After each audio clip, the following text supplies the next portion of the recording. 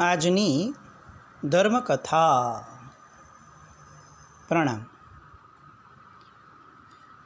પૂજ્ય પ્રેમ સુરેશ્વરજી મહારાજાનું ચરિત્ર.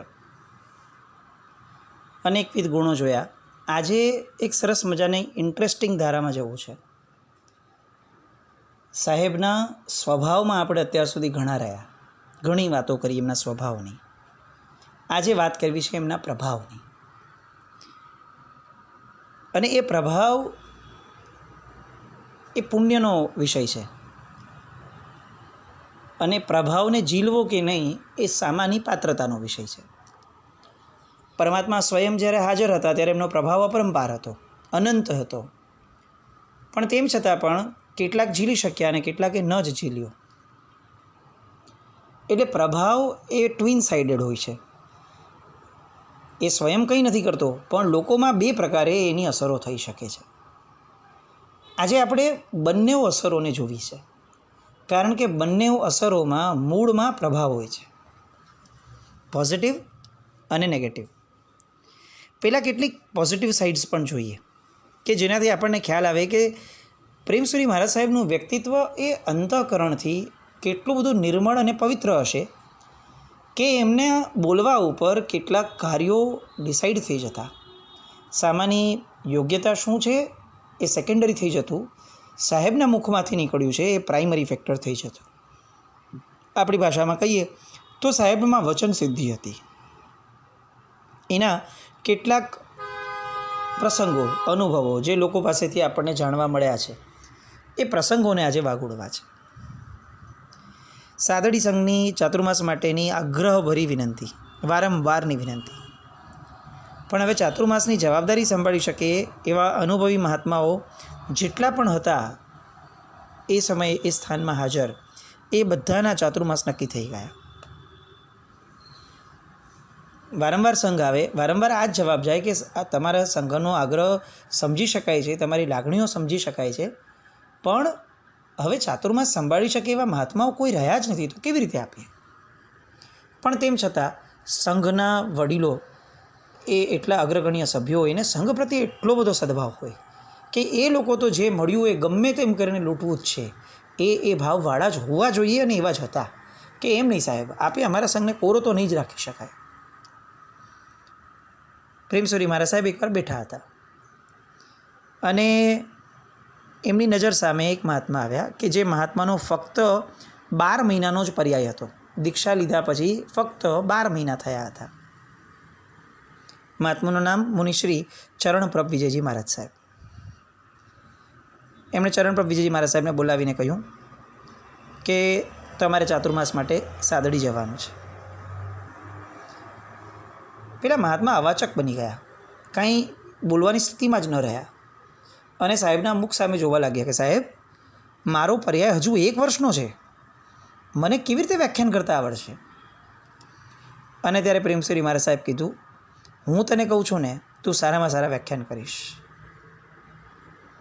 અને ચરણ પ્રભુ વિજયજી મહારાજ સાહેબને પ્રેમસુરી મહારાજ સાહેબ પ્રત્યેની શ્રદ્ધા અવિહળ, અપરંપાર. અને એમને એ સમયે એમની યોગ્યતા ગણો, એમની ભવિતવ્યતા ગણો, સંઘનું પુણ્ય ગણો, જે પણ ગણો, ચરણ પ્રભુ વિજયજી મહારાજ સાહેબે બહુ જ આવકારપૂર્વક પ્રેમસુરી મહારાજ સાહેબે કહ્યું છે મારે ચાતુર્માસ કરવા જવાનું છે, મારે જવાનું. પછી વ્યાખ્યાન લેવાશે કે નહીં, કેવા લેવાશે, લોકોને શું લાગશે, એ નન ઓફ માય સબ્જેક્ટ. હવે બધું સાહેબ નક્કી કરે. સાહેબે નક્કી કર્યું છે એ પ્રમાણે મારે જવાનું એટલે જવાનું. અને તેઓ ગયા સાહેબના આશીર્વાદ લઈને. અને હકીકતમાં એવું થયું કે સંપૂર્ણ ચાતુર્માસ આરાધનાની સુગંધથી એટલું બધું મગમગાયમાન થયું, કેટલા બધા લોકોના જીવનની અંદરમાં જીવન પરિવર્તન થયા, હૃદય પરિવર્તન નહીં, ફક્ત જીવન પરિવર્તન થયા. કેટલા સંઘના મોવડીઓ સાહેબ પાસે આવ્યા, પ્રેમસુરી મહારાજ સાહેબ પાસે, અને એમણે આંકડાઓ પણ કહ્યા, અનુભવો પણ કહ્યા. બંને મહત્ત્વના છે. અને એમણે બંને કીધું કે સાહેબ, કેટલા બધા લોકો વ્રત નિયમથી સૌના જીવનની અંદરમાં એટલો સરસ શણગાર થયો છે આ ચાતુર્માસ દરમિયાન. સાહેબ, અમે બિલીવ નથી કરી શકતા કે આ મહાત્મા ફક્ત 12 મહિનાના પર્યાયવાળા છે. એ સમયે ચરણપ્રભુ વિજયજી મહારાજ સાહેબ ત્યાં હાજર, અને એ પોતે પણ બોલ્યા કે તમે છોડો, હું બિલીવ નથી કરી શકતો, પણ છતાં પણ બિલીવ થાય છે, કારણ કે મારા ગુરુદેવ પ્રેમશ્રી મહારાજ સાહેબના મુખમાંથી નીકળ્યું હતું કે તું જા, બધું બરાબર થઈ જશે. આવી શ્રદ્ધા. આવો જ એક બીજો પ્રસંગ. વિક્રમ સંવત 2015ની સાલ, અષાઢ સુદ ત્રીજનો દિવસ સુરેન્દ્રનગરની અંદરમાં ચાતુર્માસનો પ્રવેશ થયો. બધા જ મહાત્માઓને લગભગ પ્રાય કરીને આંબીલ. રાત્રે 11 વાગે અમદાવાદના રાજનગરના સુશ્રાવક ચીમનલાલ કડિયા સાહેબ પાસે આવ્યા. સાહેબને જગાડ્યા. સાહેબ આરામ કરતા હતા અને તેમ છતાં જગાડ્યા અને એમ કહ્યું કે સાહેબ, અમદાવાદ જ્ઞાન મંદિરના, રાજનગર જ્ઞાન મંદિરના ચાતુર્માસ માટે સાધુ ભગવંતોને આગ્રહપૂર્વક મોકલવાની વિનંતી પણ છે અને સાહેબ તાત્કાલિક આપે મોકલવા પડશે. અષાઢ સુદ ત્રીજ તો આજે થઈ. પ્રેમશ્રી મહારાજ સાહેબે સાંભળ્યું. કોણ બોલે છે એ મહત્ત્વનું છે, એ તો બરાબર છે. ચીમનલાલભાઈ એટલે પ્રખર શ્રાવક, પણ તેમ છતાં જે બોલે છે એની પણ કિંમત સાહેબ સમજતા હતા કે ચાતુર્માસ માટે અહીંયા જ્ઞાન મંદિરમાં મોકલવા તો જોઈએ આપણે. બહુ સરસ વર્ગ છે અને આપણાથી જ થઈ શકે એમ હોય, આટલો મોટો શિષ્ય વર્ગ હોય, એની પાસે જ મહાત્માઓ પાસે આવશે આ લોકો, તો આપણાથી નિરાશ કેમ કરાય. રાત્રે 11:40 અને સાહેબે મુનિ ધર્મગુપ્ત વિજયજી મહારાજ સાહેબને જગાડ્યા. હજી તો માંડ જાગે છે અને સાહેબે તરત કીધું, ધર્મગુપ્ત, આ ચીમનલાલ કડિયા એ જ્ઞાન મંદિર માટેની વિનંતી કરે છે. હવે બીજા કોઈની જોગવાઈ થઈ શકે તેવું લાગતું તો નથી. મારી ઈચ્છા છે કે તું જા.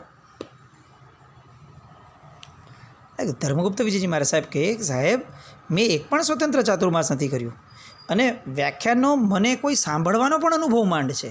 આપ બોલવાની વાત ક્યાં કરો છો સાહેબ? મને સાંભળવાનો અનુભવ પણ માંડ છે. તો એવા સમયે સાહેબ, અને એ પણ રાજ મંદિરમાં જ્ઞાન મંદિરની પાટે બેસવાનું, સાહેબ શક્ય જ નથી લાગતું મને. તો મને ન ફાવે. અને પ્રેમશ્રી મહારાજ સાહેબ ફરીથી બોલ્યા, હું તને કહું છું કે તું ચિંતા નહીં કર, તારા વ્યાખ્યાન ખૂબ સારા થશે અને આ મારી ઈચ્છા છે, તું જા. અને ઊંઘમાંથી 11:40 જેમને જગાડ્યા હોય એ ધર્મગુપ્ત વિજયજી મહારાજ સાહેબ બીજી જ કાચી સેકન્ડે સાહેબને કહે છે કે સાહેબ, આપની ઈચ્છા છે તો આપ એવા આશીર્વાદ આપો કે ચાતુર્માસ સરસ થાય. વ્યાખ્યાન હું લોકોની શ્રદ્ધા પ્રમાણે આપી શકું. મને મારામાં શ્રદ્ધા નથી સાહેબ, પણ મને આપના આશીર્વાદમાં અતૂટ શ્રદ્ધા છે. સંઘાટક તરીકે બીજા 2 સાધુ ભગવંતોને પણ એમણે તૈયાર કરી દીધા અને સાહેબના આશીર્વાદ લઈ બીજે જ દિવસે અષાઢ સુદ ચોથના દિવસે સવારે 9 વાગે તો ત્રણેય મહાત્માઓ રાજનગર તરફ વિહાર શરૂ કરીને ઉગ્ર વિહાર કર્યા. અષાઢ સુદ દસમના દિવસે પ્રવેશ પણ થઈ ગયો. સાહેબનું પ્રથમ ચાતુર્માસ સ્વતંત્ર અને તેમ છતાં ધર્મ પ્રભાવના ખૂબ સારી થઈ. અને સૌથી બેસ્ટ વસ્તુ એ થઈ કે વર્ષોથી ધર્મગુપ્ત વિજયજી મહારાજ સાહેબને માથાના દુખાવાની ચિંતા અને પીડા, વર્ષોથી. આ આખા ચાતુર્માસની અંદરમાં એક વાર પણ એમને માથાનો દુખાવો આવ્યો પણ નહીં, યાદ પણ ન આવ્યો. આ બધી વાતો આપણે એટલા માટે નથી કહેતા કે સાહેબ બહુ પુણ્ય પ્રભાવી હતા અને ચમત્કારી હતા. આ કહેવાનો આશય બહુ સ્પષ્ટ છે કે ઉત્તમ પુરુષોના મોઢેથી નીકળેલા શબ્દોને ક્યારેય પણ પાછા ઠેલાય નહીં. એમના શબ્દો એ જાણે ભવિષ્યનું સૂચક હોય છે. આવો હજી એક પ્રસંગ. વિક્રમ સંવત 2021 ફાગણ વદ બીજ, પાટણની અંદરમાં સાહેબજીએ એક પટ્ટક બનાવ્યો હતો, જેમાં એમણે લખ્યું હતું કે પન્યાસ ભાનુ વિજયજી મહારાજ સાહેબ પછીથી એમની જવાબદારી મુનિ જયઘોષ વિજયજીને સોંપવી. જયઘોષ સુરી મહારાજ સાહેબ. એ વખતે આ પટ્ટક લખાયો ત્યારે મુનિશ્રી જયઘોષ વિજયજી મહારાજ સાહેબની ઉંમર ફક્ત 28 વર્ષની હતી અને દીક્ષા પર્યાય ફક્ત અને ફક્ત 15 વર્ષનો હતો. આટલો મોટો જાજરમાન શિષ્યગણ સમુદાય ભાનુ વિજયજી મહારાજ સાહેબ પોતાની અંડરમાં આટલું બધું ઘડાયા છે, આટલી જબરદસ્ત રીતે એમણે તૈયારી કરીને પોતાની રીતે પોતે ગુરુદેવની પાસે રહી અને શીખ્યા છે. અને હજી જેની ઉંમર ફક્ત 28 વર્ષ અને પર્યાય ફક્ત 15 વર્ષ, એવા મહાત્મા માટે અત્યારથી લખી નાખવું કે ભાનુ વિજયજી મહારાજ સાહેબ પછી જયઘોષ વિજયજી મહારાજ સાહેબને બેસાડવા. જયઘોષ સુરી મહારાજ સાહેબની પહેલાં કેટલાક મહાત્માઓ આવે કે જેઓ પર્યાયથી પણ મોટા હોય. 2049 વિક્રમ સંવત આચાર્ય ભગત ભુવન ભાનુસુરી મહારાજ સાહેબ કાળધર્મ થયો અને આચાર્યદેવ જયઘોષ સુરીશ્વરજી મહારાજા એ પ્રેમ ભુવન ભાનુસુરીશ્વર સમુદાયના સર્વમાન્ય ગચ્છાધિપતિ બન્યા. અને પૂર્ણપણે નિર્વિવાદ એવો સર્વમાન્ય ગચ્છધિપતિ તરીકે તેઓ જાહેર થયા. પટ્ટક બન્યો 2021માં, ઇમ્પ્લિમેન્ટ થયું 2049માં. આ સાહેબની દીર્ઘદ્રષ્ટિ, આ સાહેબનું ભવિષ્ય કથન, જયગોસ્વરીશ્વરજી મહારાજાએ જ્યારથી કમાન સંભાળી ત્યારથી લઈને આ સમુદાયનો જે વિકાસ થયો છે, આ સમુદાયની જે વૃદ્ધિ થઈ છે બધી રીતે, સંખ્યા વૃદ્ધિ એવું નહીં, ગુણ વૃદ્ધિ પણ એવી, એ જોઈને ખરેખર એવું લાગે કે પૂજ્ય પ્રેમસુરી મહારાજ સાહેબ છેક 2021માં 28 વર્ષની ઉંમરના હતા ત્યારે શું એમનામાં ગુણો એમને જોયા હશે, શું એમને ભવિષ્ય એમનામાં નિર્મિત થયેલું જોયું હશે. સાહેબના એક એક વચન એ વજનવાળા હતા. વિક્રમ સંવત 2022, હજી એક આવો પ્રસંગ. સાહેબની પાસે ખંભાતનો સંઘ ચાતુર્માસની વિનંતી કરવા આવ્યો. એટલે સાહેબે મુનિશ્રી હેમચંદ્ર વિજયજી મારા સાહેબ ખંભાતના જ, એમને ખંભાત ચાતુર્માસ કરવા માટે જણાવ્યું. સાહેબે એમ કહ્યું કે સાહેબ મેં આની પહેલાં 3 ચાતુર્માસ કર્યા છે ખંભાતમાં, તો સાહેબ આ વખતે કોઈ બીજાને મોકલો ને, એ પ્રજાને પણ પછી એકનું એક હું જ મળું. સાહેબ કેવું રહેશે ચાતુર્માસ, 3 ચાતુર્માસ ઓલરેડી થયેલા છે. એટલે પ્રેમસુરી મહારાજ સાહેબે કીધું કે ભલે 3 ચાતુર્માસ કર્યા, પણ મને એવું લાગે છે કે આ વખતે તમે જેટલા ઠાણા ખંભાત જશો એનાથી ડબલ થઈને પાછા આવશો. આ ડબલ થવાની લાલચ એ હેમચંદ્ર વિજયજી મહારાજ સાહેબને કંઈ સ્પર્શે એવું એમનું વ્યક્તિત્વ જ ન હતું. પણ પ્રેમસુરી મહારાજ સાહેબના મોઢામાંથી નીકળ્યું છે કે તમારે જવું જોઈએ, એટલે એમને તો સાહજિક જવાનું જ હતું. અને એમણે પણ હા ભણી, ભલે સાહેબ. 5 ઠાણા ખંભાત ચાતુર્માસ કરવા માટે ગયા અને યોગાનું યોગ થયું એવું કે જ્યારે તેઓ પાછા ફર્યા ત્યાં સુધીમાં 5 નવી દીક્ષાઓ થઈ હતી. સાહેબની પાસે જ્યારે આવ્યા ત્યારે ખરેખર તેઓ 5ના 10 થઈને આવ્યા હતા. સાહેબની સંયમ ગર્ભિત વચન સિદ્ધિઓના આવા તો કેટલાય અનુભવો હશે. એ સમયે જે સાહેબની હારે રહ્યા હશે એમાંના તો ઘણાએ આવા અનુભવો જાહેર પણ નહીં કર્યા હોય, વ્યક્ત પણ નહીં કર્યા હોય કદાચ. આ તો કેટલાક જે વ્યક્ત થયા એ થયેલાનો આપણને આ સદભાગ્ય કે આપણને આવા કેટલાક પ્રસંગો સાંભળવા મળ્યા. નાસિકના મોતીભાઈ નામના એક શ્રાવક, દમના દર્દી, કમરથી વળી ગયેલા, પણ ભાવુક બહુ જ. સાધુ ભગવંતો પ્રત્યે અનુરાગ અને બહુમાન પણ ઘણો. સાધુ ભગવંતોના પાઠ ચાલે એ રોજ આવીને સાંભળે. અને સાહેબે એમની યોગ્યતા જોઈ અને એમને દીક્ષાની પ્રેરણા કરી. હવે આટલી ઉંમરવાળા મહાત્માને કોણ દીક્ષા આપવાનું? એટલે સાહજિકપણે મોતીભાઈ બોલ્યા કે સાહેબ આપની વાત બરાબર, અમારું જીવન પણ સાહેબ એવું ગયું છે કે જેમાં ભયંકર પાપો થયા છે, ભયંકર.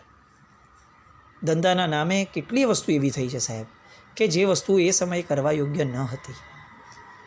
આપ પધાર્યા અને ગામની અંદરમાંથી આપના પગલાં થયા અને એક જ વારમાં આપે ખાલી એટલું કહ્યું કે મોતીભાઈ, આ સંસાર, આ જીવન એ ફક્ત આવી રીતે પૈસા કમાવા માટે છે.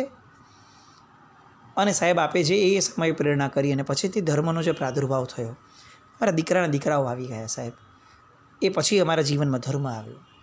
પણ હવે સાહેબ અમને આ ઉંમરે કોણ મને ચારિત્ર આપશે? અને હું સાહેબ શું કરીશ ચારિત્ર લઈને? મારે વેવચ લેવી પડશે સાહેબ.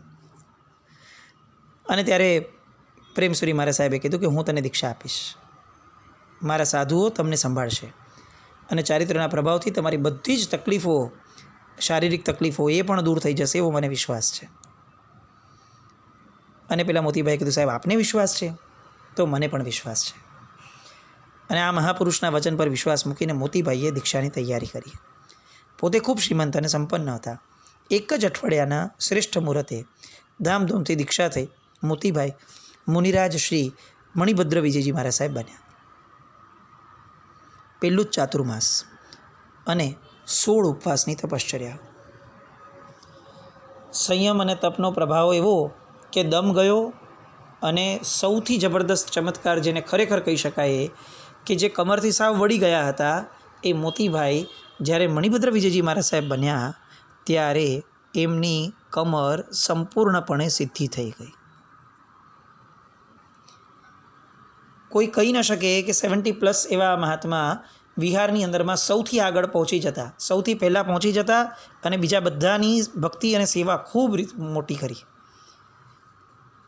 આ રીતે મોટી ઉંમરે દીક્ષા લઈને પણ ખૂબ સુંદર પાડ્યું. કેટલાક દશકાઓ સુધી, 1.5 દશકો એટલે 15 વર્ષ જેવું સંયમ જીવન પાડ્યું, જીવન સાર્થક કર્યું. પણ આ આખું જીવન જે સાર્થક થયું એના મૂળમાં આ મહાપુરુષની વચન સિદ્ધતા. આ બધા પ્રસંગો સાંભળીને આપણને ખરેખર એવું થાય કે શું એ શિષ્યોની ભવિતવ્યતા, શિષ્યોના ગુણો હશે કે સાહેબે કીધું ને એમણે માની પણ લીધું. પણ આ જગતમાં આપણા જેવા પણ જીવો છે, એના પણ કેટલાક પ્રસંગો છે કે પ્રેમસુરી મહારાજ સાહેબ જેવા ગુરુ ભગવાન કહેતા હોય ને તેમ છતાં પણ કેટલીક વસ્તુઓ મગજમાં ન બેસે. આમાં ક્યાંય પણ તે મહાત્માઓની નબળાઈ નથી, એ એમની ભવિતવ્યતા ગણીને ચાલીએ કે એ સમયે એમને એવું સ્ફૂર્યું અને એમણે એવું કર્યું.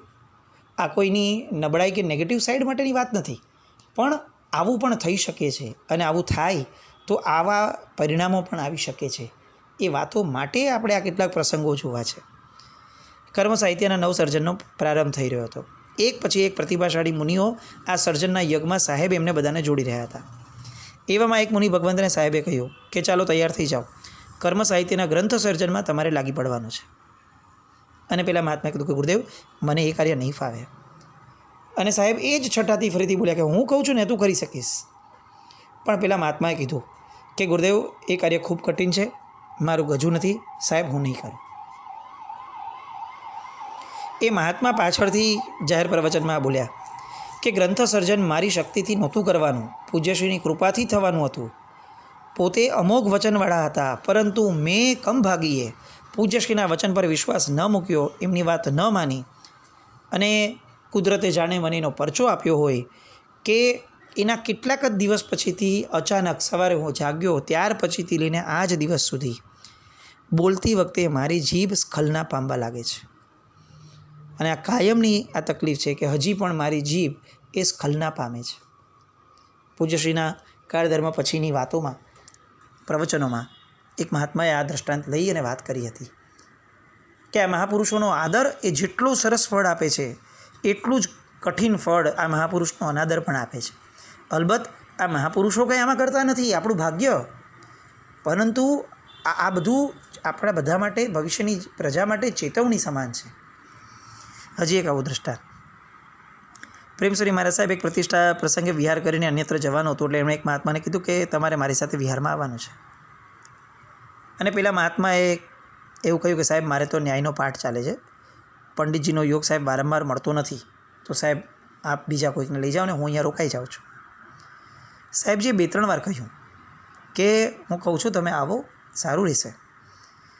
પરંતુ ભણવાનો લોભ એવો કે મુનિશ્રી એ સમયે ત્યાં જ રોકાઈ જવાનો વિચાર કર્યો.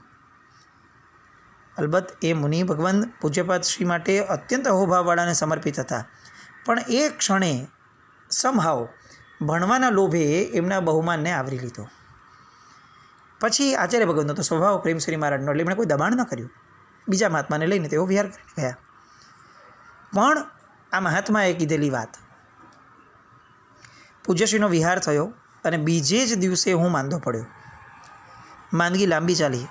પ્રતિષ્ઠાનું કાર્ય પૂર્ણ કરીને સાહેબ જ્યારે પાછા ફર્યા ત્યાં સુધીમાં મારી માંદગી રહી અને આ માંદગીના કારણે હું એક દિવસ પણ ન્યાયનો પાઠ આગળ લઈ શક્યો ન હતો.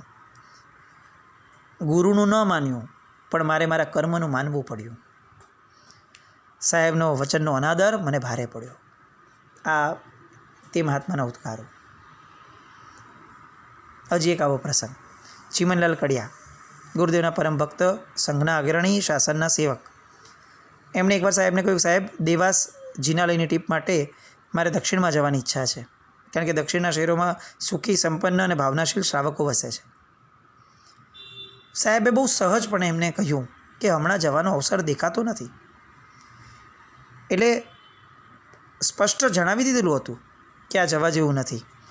પણ ચીમનભાઈને એમ થયું કે નહીં સાહેબ, શાસનનું કામ છે, એ થશે એની મેળે. એટલે એવા વિચારથી તેઓ તો ગયા સાઉથની અંદરમાં.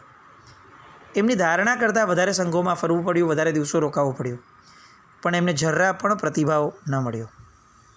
પાછા ફર્યા, સાહેબની ક્ષમા માંગવા માટે આવ્યા અને સાહેબને કહ્યું, સાહેબ, આપના વચનનું ઉલ્લંઘન મેં કર્યું અને મને નિષ્ફળતા મળી. હવે મને સમજાયું કે મહાપુરુષોના વચનનું ઉલ્લંઘન ન કરવું, આદર જ કરવો કાર્યસિદ્ધિ એ ક્યારેય પણ ફક્ત પુરુષાર્થથી નથી થતી, એ મહાપુરુષોના આશીષથી પણ થાય છે. ફરી પાછા આપણે રેગ્યુલર ટ્રેકમાં આવ્યા. હજી કેટલાક 2 પ્રસંગો. ત્રિલોચન વિજયજી મહારાજ સાહેબે ને પૂજ્યશ્રીએ કીધું કે તું આવશ્યક સૂત્ર જાતે વાંચી લે છે. એમણે તો યસ કર્યું. આમે ત્રિલોચન સુરી મહારાજ સાહેબ માટે એવું કહેવાય છે કે કદાચ આ કાળના ગૌતમ સ્વામી હતા કે જેમને સમર્પણની બાબતમાં ક્યાંય એમનો જોટો ન જડે એવું એમનું સમર્પણ હતું. એટલે એમણે તો ગ્રંથ વાંચનનો પ્રારંભ કરી લીધો. કેટલીક ગ્રંથની પંક્તિઓ બેસતી નથી એટલે સમજ ન પડે, એટલે પાસે આવીને કીધું, સાહેબ મને કેટલીક પંક્તિઓ જરાય બેસતી નથી, એટલે હું જાતે ગ્રંથ વાંચી શકું એવું લાગતું નથી, કઠિન છે. સાહેબે કીધું કે તું ચિંતા નહીં કર, પંક્તિઓ બેસી જશે, તું ફરીથી પ્રયત્ન કર, કોઈને પૂછવાનું નથી, તું જ પ્રયત્ન કર. તો હતી. અને સાહેબનું નામનું સ્મરણ કરીને એમણે વાંચવાનું શરૂ કર્યું. ગુરુકૃપાની જાદુઈ ચાવી થઈ. પંક્તિઓના ગૂઢ તાળાઓ ખોલવા લાગ્યા. સરળતાથી ગ્રંથ વંચાતો ગયો. આનંદનો અનુભવ થતો ગયો. અને ત્રિલોચન સુરી મહારાજ સાહેબ આ જાહેરમાં આવું બોલ્યા અને એમણે લખ્યું પણ છે કે સાહેબની કૃપાનો ચમત્કાર છે. નહીં તો એ સમયે મારી સ્થિતિ એવી હતી કે હું ગ્રંથ સામાન્યથી વાંચી પણ શકું ને એટલું પણ નહીં, સમજણ તો પછીનો વિષય, પણ વાંચી પણ શકું એવી મારી સ્થિતિ ન હતી. એવામાં સાહેબે આ કૃપાના ચમત્કારથી મારા જીવનમાં અમે અનુભવ્યો. અહમદનગરની અંદરમાં જય ઘોષ વિજય મહારાજ સાહેબ ને ધર્માનંદજી મહારાજ સાહેબ કર્મ સાહિત્યનું કોઈ અટપટું ગણિત બેસાડવા માટે પ્રયત્ન કરતા હતા. સાહેબની નજર પડી, સાંજ પડી ગઈ. સાહેબે કીધું કે અત્યારે મૂકી દો, આવતીકાલે સવારે 7:30 વાગે બેસજો, થઈ જશે. સહજપણે કહેવાઈ ગયું. તો હતી થઈ. બીજે દિવસે 7:30 વાગે બેઠા, 7:45 વાગે ઊભા થઈ ગયા. બધું જ ગણિત એની મેળે બેસી ગયું. જે આગલા દિવસે 6 કલાકની મહેનતથી ન થયું એ બીજે દિવસે 15 મિનિટમાં થઈ ગયું. સાહેબના વચન ઉપર શ્રમણી ભગવંતોને કેવી જ્વલંત શ્રદ્ધા હતી અને એ આદરનું સામે પ્રતિભાવ પણ કેટલો જબરદસ્ત હતો. એની આ બધી વાતો અને સરસ મજાની એમના જીવનની કેટલીક પ્રસંગોની ધારા એમણે કઈ રીતે શિષ્યોને ઘડ્યા એ બધી વાતો આવતીકાલે ફરીથી મળીએ. જીના આજ્ઞા વિરુદ્ધ કંઈ પણ બોલાયું તો મિચ્છામિ દુક્કડમ જૈનમ જયતિ શાસનમ.